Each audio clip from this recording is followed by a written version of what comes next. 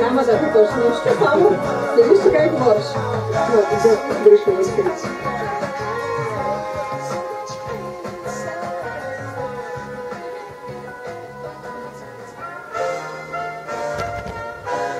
Преди да станат известни.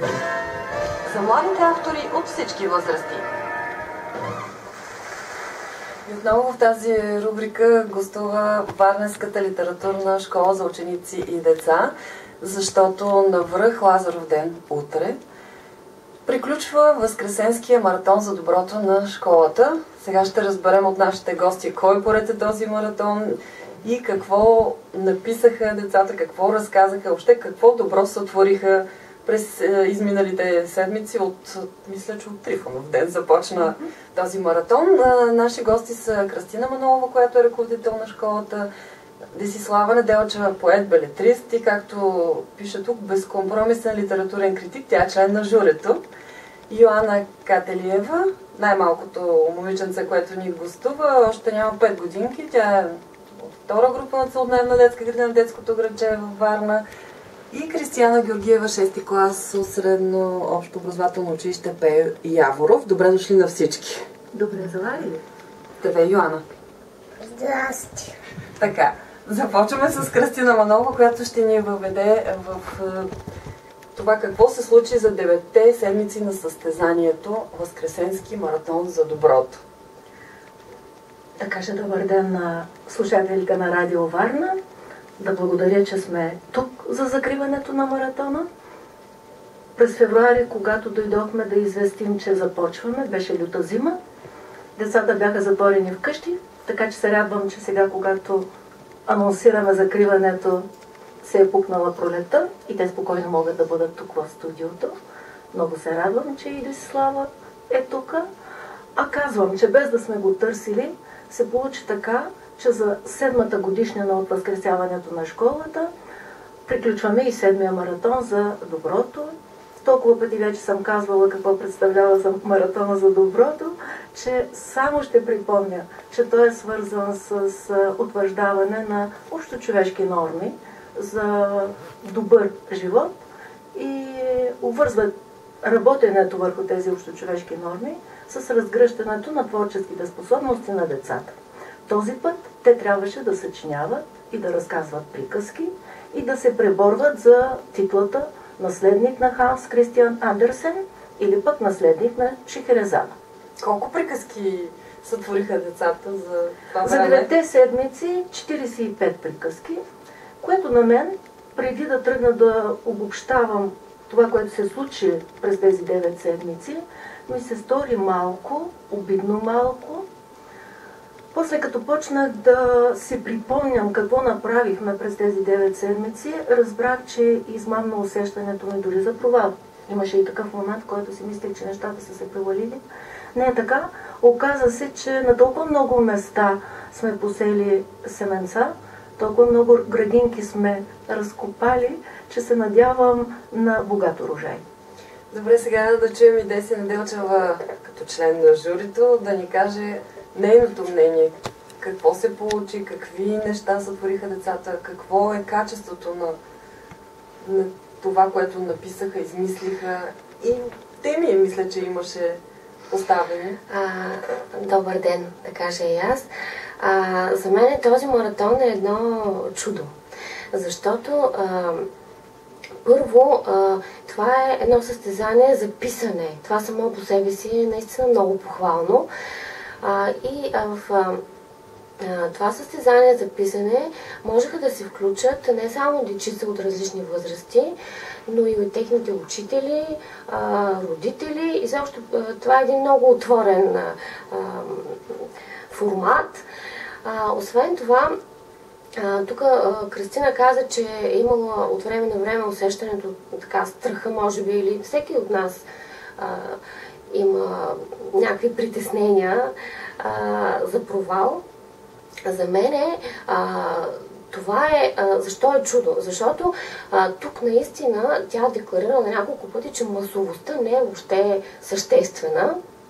Но да кажа, че тя е човека, който през всичките години от така съществуването на школата, наистина на действие спазва този принцип. Значи за мен това е наистина уникално, защото ние имаме друго възпитание и сме свикнали от едно време, нали, колкото повече, толкова по-добре. Тук наистина това не е важно. Ама наистина това не е важно. Освен това, аз знам, че ти си в тази школа от малка, нали така? Аз съм ветеран в школата. Аз съм ветеран от ученичка, от 8-ми клас. Значи завършихме училище, отидахме в университета, върнахме се от университета и сега имам честта да бъда част от журито, което беше 3-членно. И се състоеше наистина от хора, които имат така опитни хора в... Кои са другите двама? Другите двама са Валя Райкова, преподавател по литература, и Людмила Стоянова. Така хора, които общото могат да разпознават знаците в едно писане. И другото нещо, което искам да кажа е, че за 9 седмици задачата на регламента на Кръстина, на цялата школа, с които работихме, е това, че 9 седмици трябваше да се задържи интереса в писането. Просто това наистина е едно маратонско бягане литературно. Не може всеки да издържи маратон. Да, 9 седмици. Пък било той литература. Най-вече литература. Евангелска последователност в теми, в наистина такава издържливост, която за мен е много уникално това. Не знам, може би аз прекалено много се вдавам в това, но наистина смятам, че има неща в тази инициатива и в това осъществяване, които са много така уникални за мен, съществени, важни. Между другото, какво се случва с тези приказки, които децата съчиняват? След това, може би трябва да кажа. Да, може ли някъде да ги намерим, да ги прочетем, освен във вашия сайт? Имате ли амбиция да ги зададете? зададете? Първо сме казали, че ще ги огласим най-добрите на Велик ден. Защото има регламент това състезание и той много стриктно се спазва. Мога да припомня, че от миналогодишния възкресенски маратон сътворихме, дано не бъркам кой точно поред, сътворихме книжката Играчка плачка 2010, където са събрани, освен приказки за доброто от Бисерка Алексиева, съчиненията, най-добрите съчинения на децата, които тогава имаха за задачка да пишат съчинения по преживяно. Т.е. те трябваше да споделят лични преживявания от ситуации, в които са престъпили съответната нравствена норма. И освен това там има и една страничка за всеки, който пожелае да напише пък своето съчинение по преживяно. Така че имаме и издадена книжка, имаме и електронна книжка. Чакаме миналогодишният първенец Георги Шопов да си преработи серията от 12 разказчета за доброто, за да я направим пак електронна книжка. Те не остават в архива, захвърлени в някакъв ъгъл, не, те сътворяват творческата биография на всички от тези, които са се включили. Добре, сега е време вече да чуем и децата. Йоанна мисля първо да разкаже своята приказка. Кажи ми сега, първо, обичаш ли да ти чете мамо много приказки? Ами да. Какво най-обичаш да слушаш? За какво? За животни, за принцеси? Какви приказки? Ами всякакви. Всякакви. Какво друго обичаш да ти четат? Приказки ли най-вече? Приказки най-вече. А ти как ги съчиняваш? Кога ти идват много тези приказки? Ами... Така стоиш си, мечтаеш си нещо, мислиш си? Мисля си там какви герои да има. Какви герои има сега в тази приказка, която ти ще ни разкажеш? Ами, едно врабче, една лисица и едно куче. Как се казва приказката? Косе-босе. Добре, слушаме. Едно време имало едно косенце-босенце. То си измътило яйчица. Един ден кумарисът дошла и казва: косенце-босенце, дай ми едно яйчице. Косенцето-босенцето дало едно яйчице на лиска. На другия ден пак дошла и казала: косенце-босенце, дай ми едно яйчице. Косенцето, босенцето дало още едно яйчице. Така продължавало ден след ден и на козето босето му останало само едно яйчице. Мариса дошла и казала: косенце, босенце, дай ми едно яйчице. Нямам лиски. Щом нямаш, тебе ще изям, казала лисицата. И косенцето, босенцето се разплакало и дало последната си яйчице и на риска.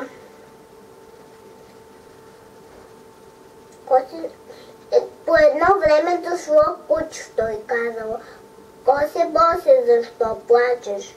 Как да не плача, кученце? Кумариса ми открадна всичките яйчица. Сега не мога да си измътя пиренца. Не плачи, косе, босе. Утре като дойде Кумариса и каже: нямам яйчице, риски, но там в шумата има една кокошчица. Вземи нея.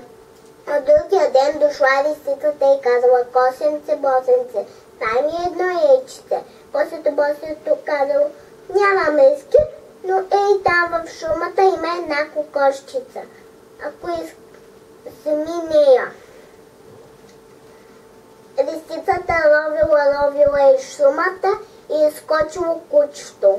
Лисицата бягала, кучето след нея. Лисицата бягала, кучето след нея. Най-накрая лисицата зашмукнала в дупката си и питала своите ушенца: мили ушенца, как викахте, когато ви гонише кучето? Беше диско да бягаме, беше диско да бягаме. О, какините ушички, кака ще им купи обички. А вие, кръченца, как викахте, като ви гонише кучето? Беше диско да бягаме, беше диско да бягаме. А вие, ръчички, как викахте, когато ви гонише кучето? Беше лесо да бягаме, беше лесо да бягаме. А чулпашки, как викаше, като те гонише кучето? Дръж, куче лисо за опашката, дръж, куче лисо за опашката. Така ли? Сега ще те дам на кучето. И лисицата си извадила опашката. Кучето я захапало, то дърпа навънка. Лисицата навътре. Кучето дърпа навътре, лисицата навътре. Най-накрая кучето я издърпало и изкъсало кожукчето. Това е приказката. Браво! Браво, Йоанна. Много сладко да го разказваш, Йоанна. Много ти благодарим за това, което направи. Сега да чуем и Кристияна. Твоята приказка каква е? Тя е авторска, предполагам. Ти си измислила каква е. Ами тя се казва щастието да даваш. Ти от кога си в школата? Кажи няколко думи за тези занимания твои. Ами като малка ходих, аз като малка писах стихотворения, после прекъснах и започнах да идвам от началото на маратона. Защо ти харесва? Защо ходиш? Ами влече ме... Писането? Да, писането. Добре, хайде да чуем твоята приказка. Добре. Имало едно време две приятелки – Благодара и Велислава. От малка Благодара била научена да дарява своите неща на другите, да помага на тези, които имат нужда. А пък Велислава обратното – обучавана била в егоизъм. Тя е била най-красивото момиче в града, но душата й не носила хубост в себе си. Присмивала се на недостатъците на хората, обиждала ги. Когато някой изпадне в беда, вместо да помага, тя злорадствала. Всички се чудили на тяхното приятелство, но с добрата си душа Благодара винаги намирала обич и разбиране в сърцето си, не забелязвала лошочията на другото момиче. Като завършили училище, двете приятелки тръгнали да пътуват по широкият свят. След известно време стигнали в град, наречен Бединя. Хората там били бедни, а улиците изпълнени с просеци. Велислава поискала да продължат без да спират, но приятелката я дръпнала и казала: не бива да подминаваме тези хора. Те се нуждаят от помощ. Да, но какво ни интересуват тези непознати? Защо да даваме от своите вещи и пари за тях? Възроптала Велислава. Помагам им, защото те имат нужда от храна и дрехи, защото те са гладни и голи, а аз съм нахранена и облечена. Помагам им заради щастието да даваш. Отвърнала благодаря. Стъмнило се и те решили да отседнат някъде през вечерта. На една къща видели табела с надпис: "Давам стая за пренощуване срещу 50 лева на човек." Оказало се, че благодаря е раздала всичките си спестявания. "Велислава, аз нямам пари. Може ли ти да платиш тази нощувка, а утре ще започна работа и при първа възможност ще ти върна парите?" "Обещавам." Велислава се съгласила, защото се страхувала да не остане сама на това непознато място, но не забравила да начаква на приятелката си колко безразсъдно е постъпила с парите си. На сутринта, когато Велислава се забудила, благодаря нямала в стаята. Слязла в салона за закуска и е видяла да чисти подрежда. "Намерих си работа," усмихнала се приятелката й. "Собственичката каза, че ще ми плати, ако почиста цялата къща." Когато благодаря свършила работа, те продължили своето пътуване. В този ден Велислава разбрала, че винаги има изход, когато си работлив, почтен и не мислиш само за себе си. Не след дълго те стигнали в едно малко, почти изоставено от хора село Броджилово. Те били много изморени, хапнали набързо и легнали под една сянка да си починат. Клоните на дървото зашептяли и заразказвали на момичетата колко хубав бил животът тук преди време. В съня си те сънували едно вълшебно място за живеене. Когато се събудили, решили да постегнат селските къщи, да ги почистят. Боядисали оградите, посадили цветя в градините и селото разцъфтяло и се превърнало в мястото от вълшебният им сън. Много скоро хората разбрали за промяната на селото и се върнали да живеят в него. Кълдърмените улички се напълнили с детски смях отново. Хората от село много заобичали двете момичета. С времето Велислава много се променила. Като гледала колко е щастлива благодаря и тя намерила радост в това да помага на другите. И хората от селото взаимно се помагали и с обич посрещали новите хора. И до днес двете момичета живеят щастливо в село Броджилово. Често, когато им домъчне за дома или роднините, те отиват до голямото дърво, под което бяха заспали първия при пристигането си, и слушат приказките на старите му клони. Една от тях е тази за двете момичета, които дошли от непозната земя и променили селото с обич и всеотдайност. Много ти благодаря, Кристияна. Като че ли тази приказка така съвсем се вписва в мотото на Възкресенския маратон за доброто.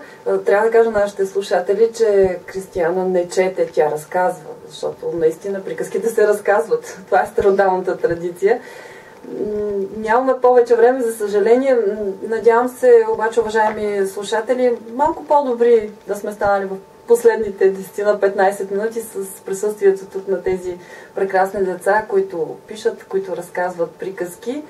Утре приключва Възкресенския маратон за доброто на Варненската литературна школа за ученици и деца. И наши гости бяха Кристина Манолова, Десислава Неделчева, Йоанна Кателиева, почти на 5, и Кристияна Георгиева, може би почти на 14. Почти на 13. Почти на 13. Много ви благодаря за това, че бяхте в студиото на Радио Варна. И ние благодарим за поканата и пожелаваме светли празници на всички радиослушатели и служители от радиото. Благодаря ви.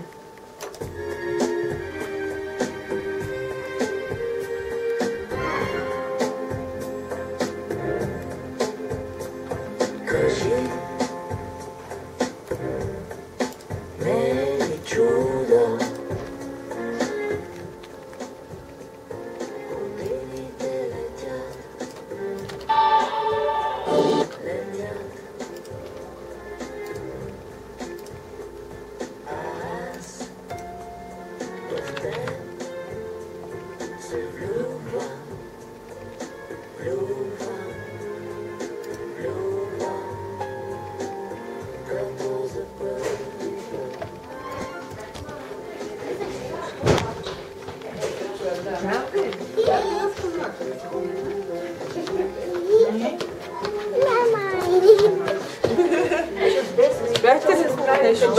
тебе те.